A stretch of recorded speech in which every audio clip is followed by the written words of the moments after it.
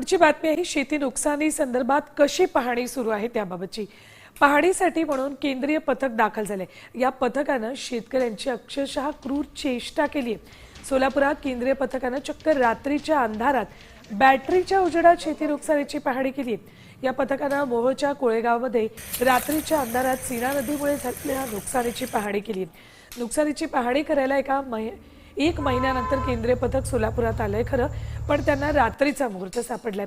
एवढ्या व्यस्ततेतून वेळ काढत या पथकाने रात्रीच्या अंधारात टॉर्चच्या मदतीने पुरामुळे झालेल्या नुकसानीचा पाहणी केली आणि पाहणीचा हा देखावा केलाय। सकाळचीही वाट न पाहणाऱ्या या पथकाने आता तितक्याच तत्परतेने मदतही मिळवून द्यावी अशा प्रतिक्रिया व्यक्त होत आहेत।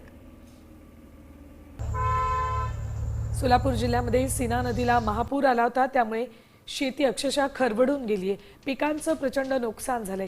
त्यानंतर राज्य आणि केंद्राकडून मदत मिळेल असं आश्वासन तर देण्यात आलं, पण नुकसानीची पाहणी करण्यासाठी जे केंद्रीय पथक आले ते शेतकऱ्यांची क्रूर चेष्टा करते। रात्रीच्या अंतरात काय नेमकी पाहणी हे पथक करणार आहे हे त्या अधिकारीच जाणो। अपडेट्स घेऊयात आमचे प्रतिनिधी विश्वभूषण लिमये यांच्याकडून। विश्वभूषण, इतक्या तत्परतेने रात्रीची पाहणी करतायत, मग मदत सुद्धा इतक्या तत्परतेने मिळणार आहे का?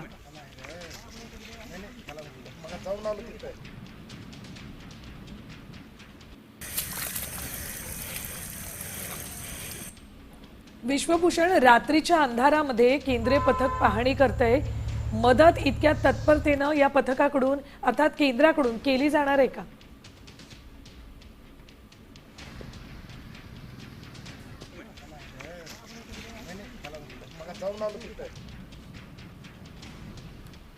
रात्रीच्या अंधारात टॉर्चच्या उजेडामध्ये या केंद्रीय पथकाने नुकसान झालेल्या पिकांची पाहणी केलेली आहे।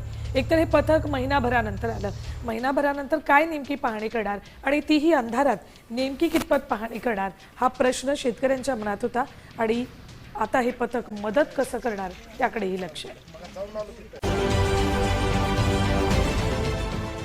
देश विदेशातील प्रत्येक घडामोडींचे लाईव्ह अपडेट मिळवण्यासाठी आता साम टीव्हीच्या सर्व सोशल मीडिया प्लॅटफॉर्मला लाईक, फॉलो आणि सबस्क्राईब करा।